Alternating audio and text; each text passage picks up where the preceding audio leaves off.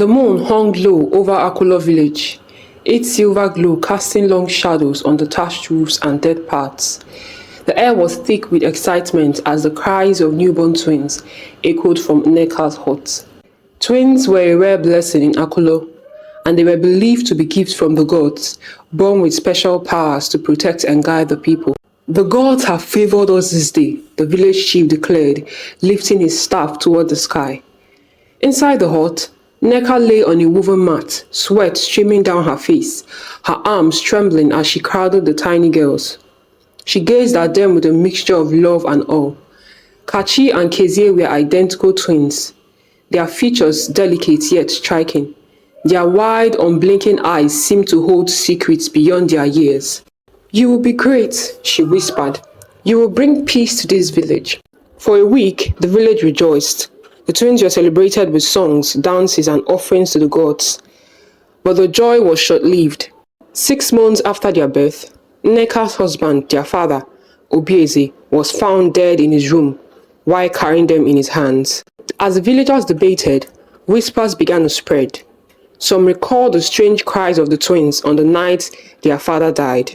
At first, these suspicions were dismissed. After all, how could newborns harm anyone? But as the weeks turned into months, strange occurrences began to follow the twins. Fields they were carried past withered overnight.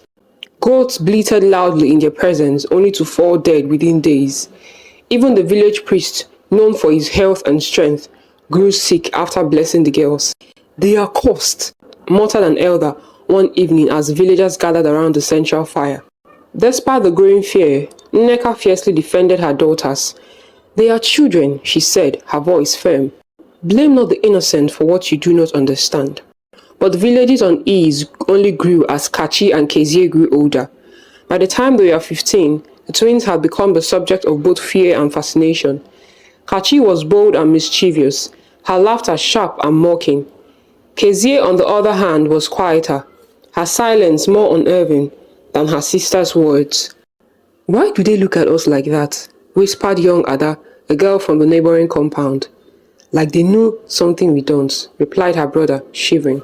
The twins spent most of their time together, playing strange games that no one else understood. They would whisper to each other in voices too low to hear, giggling as if sharing a private joke. Their laughter became famous in the village. Whenever it echoed through the air, something bad seemed to happen. One afternoon, Kachi and Kezie sat under the Odala tree outside their compound, weaving mats. Obiora, the village blacksmith, passed by. Kachi looked up. "Your hammer is too heavy for your old hands," she said. Kezie added, "Maybe your son will be stronger when he grows up, if he grows up." Obiora paused but said nothing. By nightfall, his son fell from a palm tree, breaking his leg in 3 places. The villagers were certain the twins were responsible. The elders gathered for a meeting in secret that night, their faces sad. "We have wronged the gods," one said, "and they have sent us vengeance instead of deliverance." "Then let us send them back to the gods," another suggested. His voice was steady, but his hands trembled. The chief paused. "To kill twins is against our traditions," he said. "But if they bring destruction, what choice do we have?" That night, 2 men crept into Nneka's compound with machetes in hand. The twins lay asleep in their hut, their faces peaceful. The men raised their blades, but before they could strike, Kachi's eyes snapped open. "Go home," she said, "or you regret ever being born." The men fled, their screams waking the village. From that day, the twins became bolder. They wandered the village at night, knocking on doors and laughing as they passed. By morning, something terrible would have happened. Livestock dead, children sick, or even adults gone mad. The villagers lived in constant fear. Nneka pleaded with her daughters. "Please, my children," she begged. "Spare the people. They are your kin. They are your brothers and sisters." "They are not our kin," Kachi replied, her voice dripping with hatred. "They killed our father with their jealousy. They cursed you with their whispers. They deserve everything we bring," Kezie added. "We love only you, Mama, and that is enough. We are not here to love people. We are here to do the God's bidding." The villagers, desperate, sought help from a witch priest in a neighboring village. He arrived one evening, his body draped in charms, his face painted white. He walked straight to the twins who stood by the Odala tree. He sighed and walked away. Then, in the house of the chief, he said, "Those are vengeance twins. The gods have sent them to punish this village for its sins. However, they don't live beyond 30 years. That is the will of the gods." Then he warned, "Do not harm them. If you kill them, they will return in later years, angrier and more powerful. Then the gods' wrath will be doubled.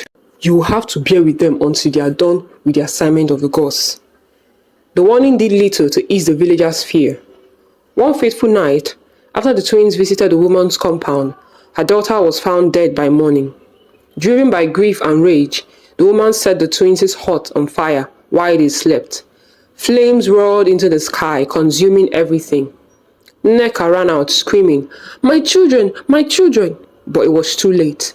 The twins' cries echoed briefly before silence fell. The villagers cheered, but their relief was short-lived.